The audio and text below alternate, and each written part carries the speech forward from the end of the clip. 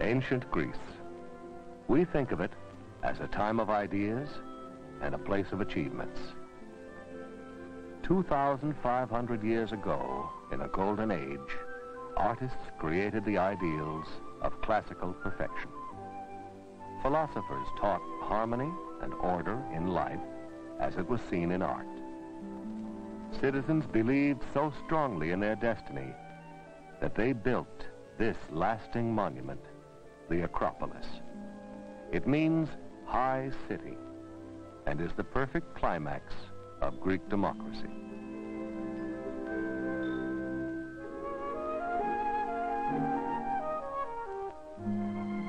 Visitors come to look at art and discover history. They ask, how could such a small group of people living so long ago influence the world so greatly? A boy tells the visitor of the legendary hero Achilles. As he went off to the Trojan War, his father advised him, always surpass all others and strive only for excellence. Every small child is taught the belief of Aristotle. Happiness means that you develop all your talents in the pursuit of excellence. This is our heritage. Greek art and thought have inspired the world since ancient times. The ideals of democratic excellence are being rediscovered now in our modern world.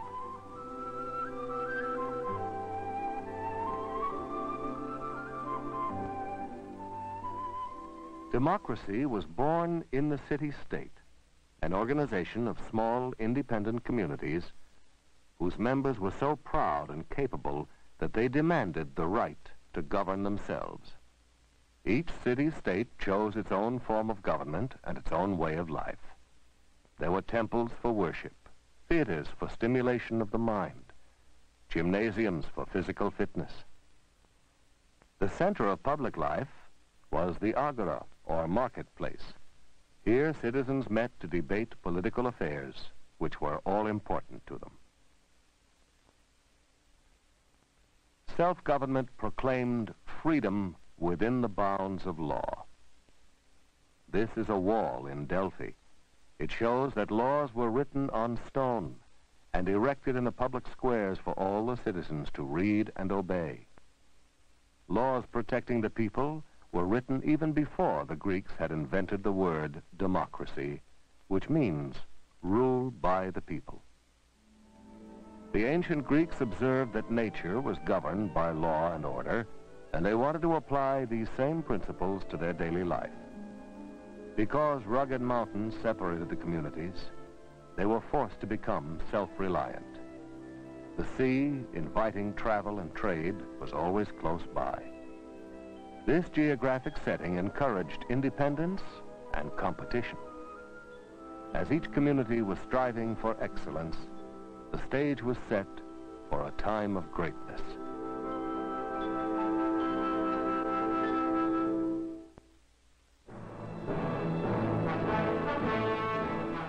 It was Athens' destiny to become the most brilliant of all city-states. No other could boast of so pure a democracy, so many men of genius, or so high a culture. Athens' golden age began with an incredible military victory. The defeat of a vastly superior Persian army resulted in a great feeling of pride. It strengthened the confidence Athenians had in their advancing democracy. Due to the constitution by Cleisthenes, Athens had become the first state in the world where all male citizens had a voice in government.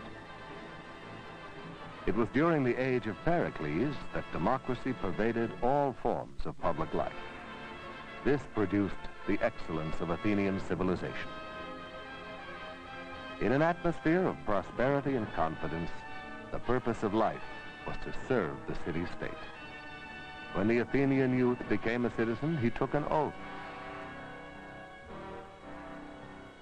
I swear to leave my country not in a worse, but in a better way than I found it.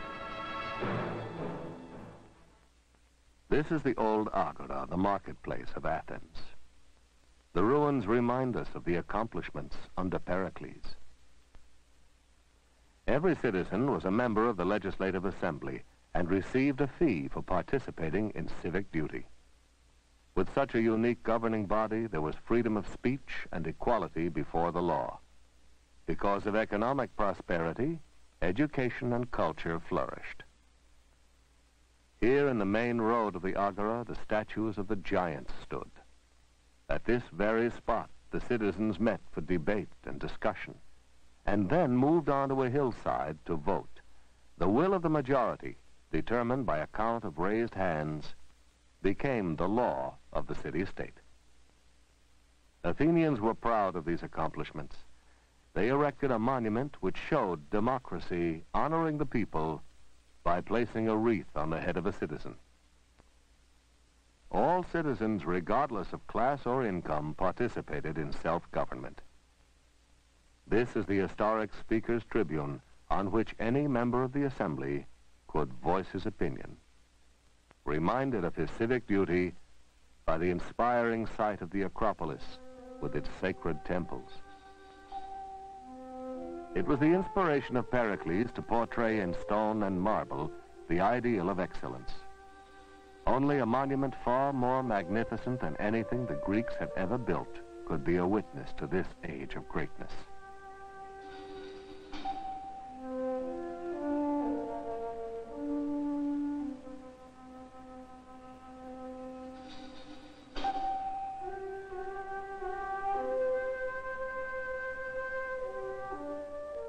These aspirations were carried to a logical conclusion in architecture. The logic and order sought after in philosophy and public life was also idealized in art. Order and balance, proportion and harmony, produced a simplicity which was based on precise mathematical and technical knowledge. The end result? A style of such nobility that the world has called it classic ever since.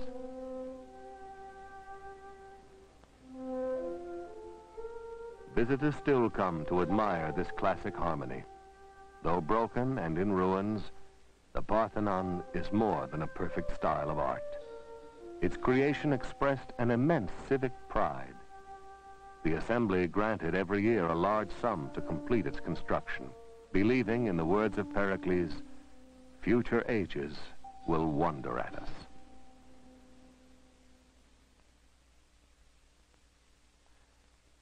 All art served to stimulate the mind. This theater of Dionysus was the drama center of Athens. Rows of seats were built in a semicircle around the stage with its sculptured backdrop.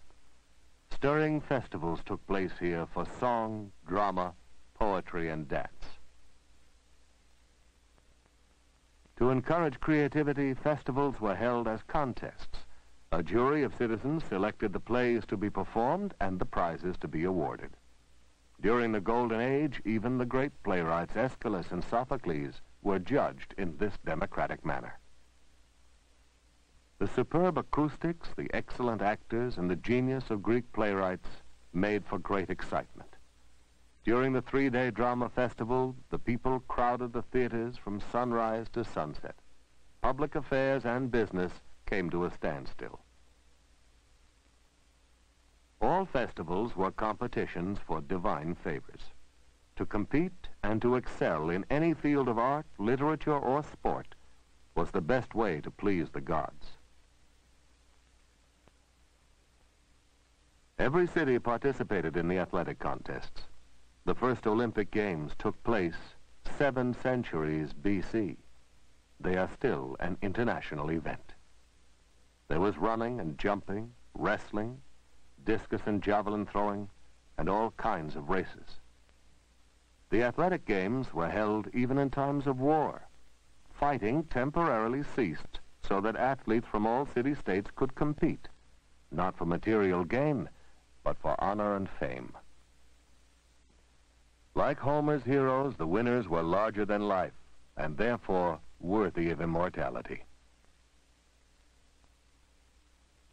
This is the famous bronze charioteer of Delphi. His noble bearing signifies the solemn meaning of the games. Heroes and gods were made immortal in art, and gods were portrayed in idealized human form. Poseidon, lord of wind and waves, reveals his power. Apollo, described by Homer as the god of song, was much worshipped. These are the ruins of Apollo's temple in Corinth. Each temple was devoted to one deity and designed so that the exterior view was the most impressive sight. The largest of all was the Temple of Zeus in Athens, honoring the mighty king of gods and men.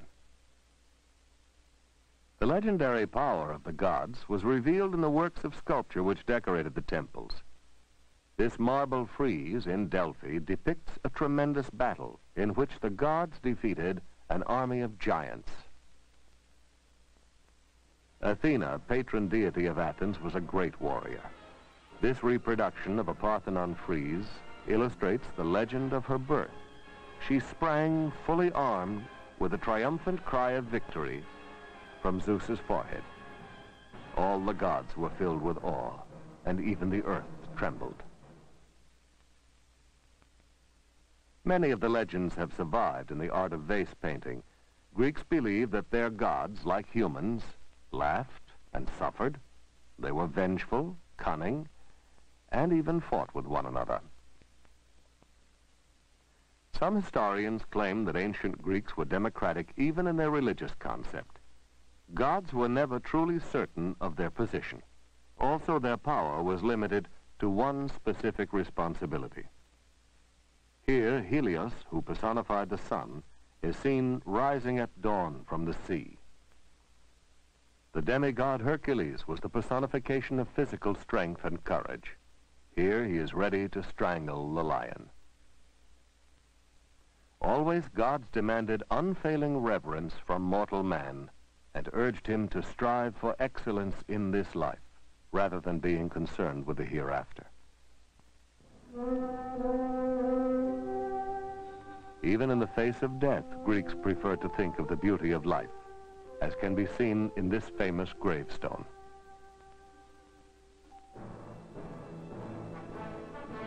And then a tragic war changed the Greek world. After a bitter struggle with her ancient rival, Sparta, Athens was defeated, which brought to a close her golden age. Service to the country became less important than personal gain. And the old gods?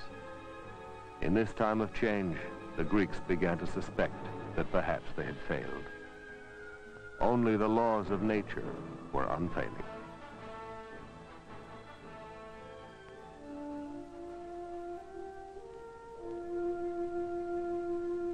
Tragedy, which originated in ancient Greek literature, became their own fate, and fate decided against them. Their democratic way of life did not endure, though during the Golden Age men had pursued and accomplished excellence.